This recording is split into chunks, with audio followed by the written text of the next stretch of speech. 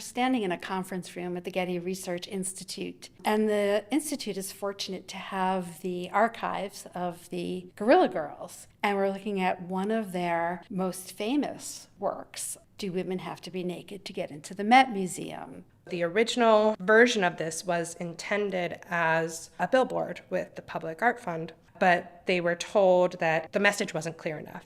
The Guerrilla Girls saw that as a form of censorship. They decided we're going to do it anyways, and then they put it on a bus ad. They self-funded it to get it out in the world. It's one of their earliest pieces that uses color, so it just has such a bold, eye-catching look to it that the Guerrilla Girls then called it the poster that changed it all. It's a piece that they've repeated over time, which is really interesting because you see how the statistics have changed. This is, in some ways, a difficult image. This bright yellow color, the way that Aang's nude odalisque is cut out and put against this very stark yellow background, but still retaining all the softness of the female nude as Aang painted her, reclining, the curves of her back, of her hips, available to us. The combination of the soft curves and the femininity of the body with this very angry-looking gorilla mask, I think combine to make an image that is much more jarring than just encountering a nude on its own. And in fact, although the Guerrilla Girls did pay to have this produced as a bus ad for the New York City transit system, it only ran for a month because there were complaints about the image looking too obscene. People didn't complain about the naked body being obscene in the Metropolitan Museum of Art, but once you put an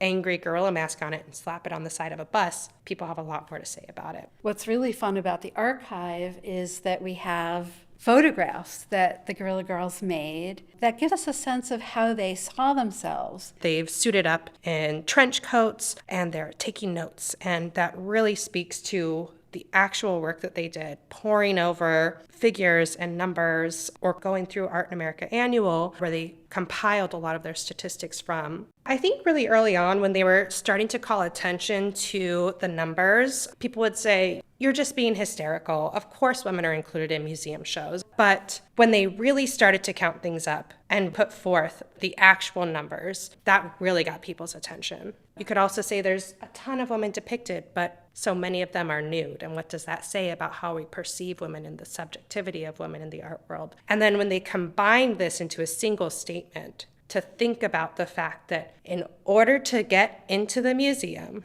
as a woman, you most likely had to be naked and the subject of a male artist. That really got their point across. I'm thinking back to the feminist movement of the 1970s, Linda Nochlund's 1971 essay, Why Are There No Great Women Artists? And the beginnings of thinking about the female nude as a major subject in art history, about the male gaze as the view that the work of art is speaking to. The Guerrilla Girls were very aware of the history of feminism, but they were very frustrated with the fact that things hadn't moved forward quite as quickly, and especially as practicing artists, that they still couldn't get a show at the gallery. They still weren't being included in these major museum shows. And so they wanted to do something a little different. They wanted to grab people's attention. They wanted to rely on the tactics of advertising. We can see that the poster says Guerrilla Girls in the lower right corner and defines what they saw as their mission to be the conscience of the art world, using these kinds of statistics that we see on the poster to make people aware of the stark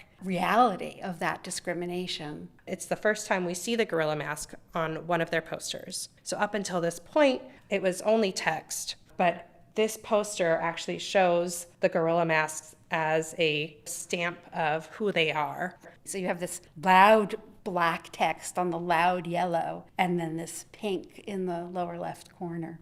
Pink being this color that's associated with femininity. Initially, they wanted to use the black and white for a couple of reasons. One, it was really legible. It replicated the newsprint, authoritative image. But it was also really practical because they were self-funding everything, and it was a lot cheaper to print in black and white. And so when we start to see them use color, we know that they've become a little bit more established.